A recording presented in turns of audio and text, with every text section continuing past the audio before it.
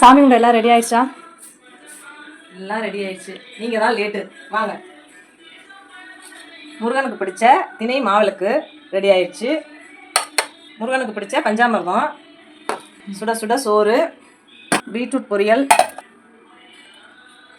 கீரை கூட்டு, மாங்காய் சாம்பார் எல்லாமே சூப்பராக செஞ்சுருக்கோம் முருகனுக்காக.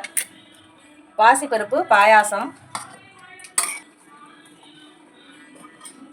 தயிர், அப்பளம்.